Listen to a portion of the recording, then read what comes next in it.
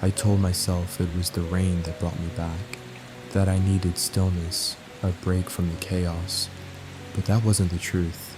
I came back to this exact hotel, this hallway, because something happened here. A night I never named, with someone I never forgot. I came because I wanted to remember, or to see if I'd been remembered.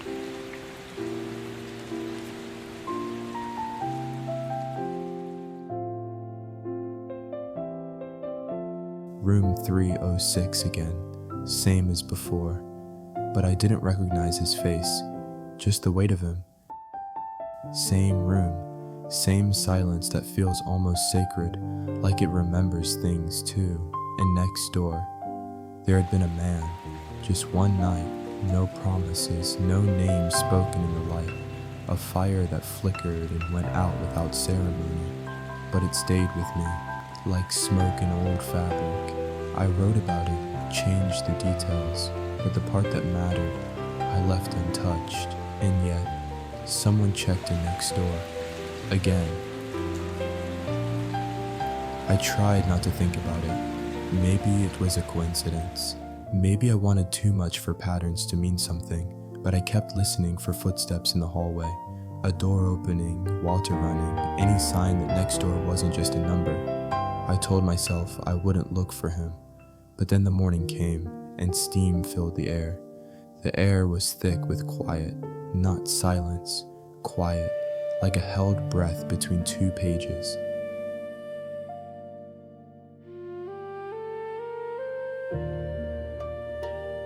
He didn't speak. He didn't need to. His stillness felt louder than words. I watched the way the steam softened his edges, as if memory were folding over him gently, asking if it could stay.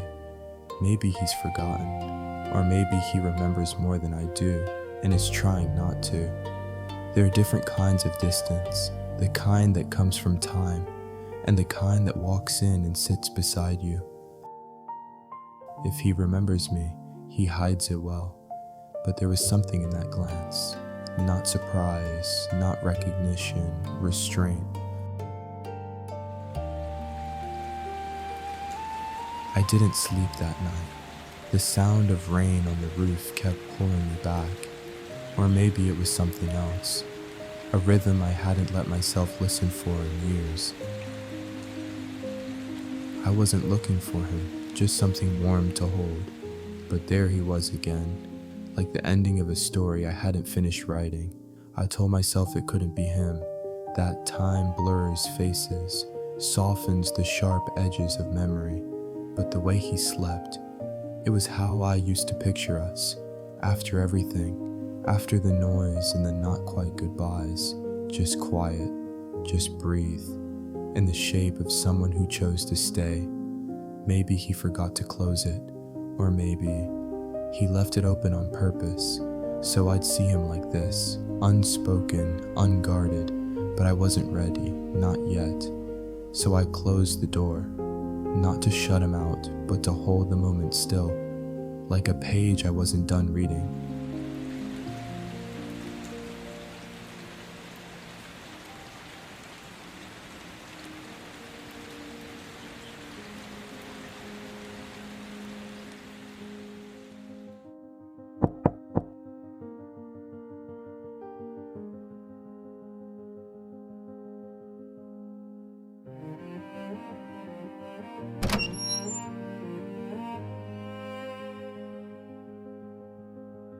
Hi, you look like someone I met here before. Was it raining that night? Or did you change the ending? You found it. Your rain was more beautiful than mine. So he did remember, not just the story, the night, the not quite kiss, the way our hands brushed in the dark like moths deciding whether to burn. I wasn't sure if it was really you, or if I was just projecting him onto you. You changed the ending. I had to. The real one didn't stay with me, but the version I wrote, he never left. Something shifted between the silence and the steam, as if we'd stepped back into a story we both pretended not to know. I shouldn't be here. But you are. May I come in? I wanted to ask him where he'd been, why he never came looking, but the question that came out was simpler, softer. Do you remember what I was wearing? Gray sweater, thumb holes. You were cold, but pretending not to be. He remembered, not just the story, me. We didn't need steam or shadows this time, just the sound of rain, and the fact that we hadn't run from each other.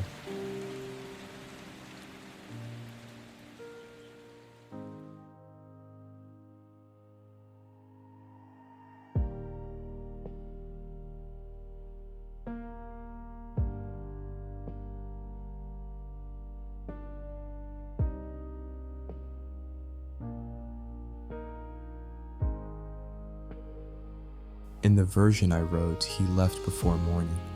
I never described what it felt like to wake up with him still there.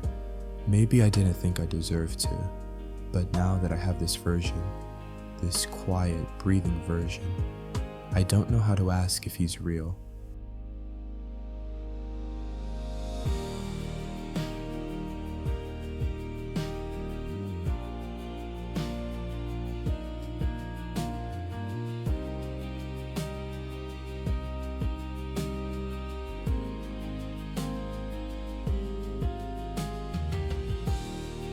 Morning. You didn't leave. Neither did you. It wasn't the rain that kept me here. It was the version of him I never got to finish. We slept in silence, woke without questions, but the quiet followed us. It lingered in the corners of this room, settled between the clink of porcelain and the hum of rain, waiting to be broken. You said you found the story by accident, but you booked the room before I did. I had to know if it was really you. The version you wrote wasn't just memory. It was the only time I ever felt seen. I didn't think you'd read it, didn't think anyone would. It was just a way to stop forgetting. You called me the stranger in the room next to mine, but you described everything. How I walked, how I peeled the label off my tea bottle. So it really was you. It was always me. Why didn't you say anything? Back then? I thought it was just a moment, something fragile, something that would ruin itself if we named it. But then I kept looking for it, in other people, other rooms, and it never came close. I came back hoping you'd forgotten me, so I could let go, but also hoping you hadn't. You didn't let go. You published it. Maybe that was my way of leaving the door open. Then maybe this is me knocking on it. The rain hadn't stopped, but something in me did. The part that kept rewriting endings just to avoid living one. We talked, but not of what we remembered, not of yesterday, not of years before. Only of the rain, the books we carried, the kind of silences that didn't demand filling. And yet, in each pause, I felt the weight of everything unsaid. Last night, I left him behind a closed door. Tonight, I learned there are endings that open instead, and sometimes they lead you back inside.